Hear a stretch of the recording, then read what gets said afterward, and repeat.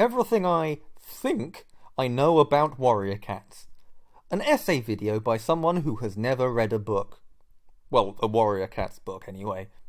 There are 4 clans of cats.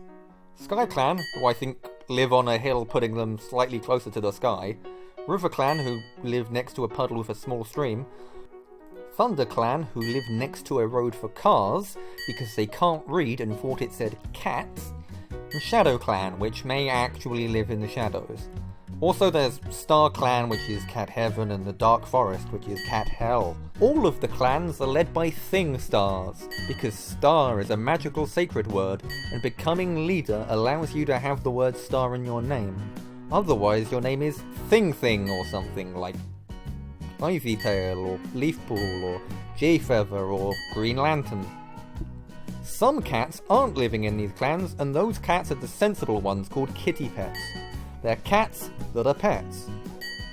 They're sensible because they get food and vet trips and don't have to put up with being visited by the cats in Star Clan telling them to do something stupid. All cats born in the clans start their lives as Thing Kit, and if they survive long enough, and are also remembered by the writers, they become a warrior intern, or are relegated to being a medical student, and they lose the kit and become Thing Paw. And once they finish their internships, they have a coming-of-age ceremony and they gain their second thing, given to them by the clan's Thing Star. Medicine cats live in a damp hole where they grow weeds and moss, and they use them to heal the warriors because they constantly get into fights with each other, other clans, badgers, dogs, and sometimes just the general environment. More often than they are supposed to, they have cross-clan affairs between cats, like Romeo and Juliet. Also, they all die all the time, also like Romeo and Juliet. Because of how often cats die, clans like to abduct kits from other clans, and sometimes they go to the two-leg villages and recruit normal cats. They just roll up and be like, "Hey buddy, are you fed up of being constantly fed, having somewhere comfortable to sleep, or not having to worry about being murdered in your sleep by a jealous ex-lover or their family?" And for some reason they go, "Yeah, I am actually," and then they join a clan, which, now I think about it, it's like joining a clan in a MMO because you're bored of not constantly being ganked in PvP, and think that your nice player housing is a bit dull despite having put like 150 hours into getting it so nice. And then you get there and the clan housing is awful because no one can actually get the resources together to make it good because they're all busy doing PvP and dying. One of these cats that they're able to convince is a ginger Tom called something or other, and they tell him that he's also the chosen one. So they call him Firepaw, maybe, and he's destined to lead Thunder Clan? And he eventually becomes Firestar, and that's why I don't know what his kitty pet name is or what his warrior name was. But someone who I do know the kitty pet name of is Purdy. He's an old man who for some reason has an incredibly thick Yorkshire accent, and he constantly tells stories about what life was like back in the day, except none of it's true. But he's a pretty cool dude, aside from that he's grumpy, cynical, and barely has any time for the idiot children who keep pestering him. I wonder why I ended up voicing him. When you become a Thing Star, you go to the Moon Pool, which is a magical pool that you dunk your face in until you are visited by Star Clan, and they go, "Hey, yeah, you're a leader, cool," and then they give that cat extra lives like it's a Mario game.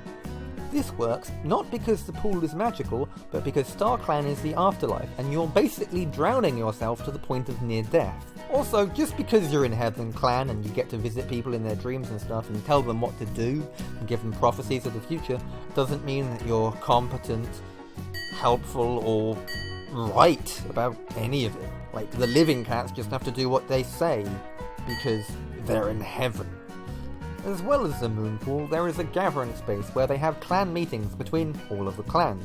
And basically, what just happens is the leaders go, "It's absolutely fine, there's no famine, everything's perfect," which is always a lie. There's also sunning rocks, which are some rocks that get a good amount of sunlight.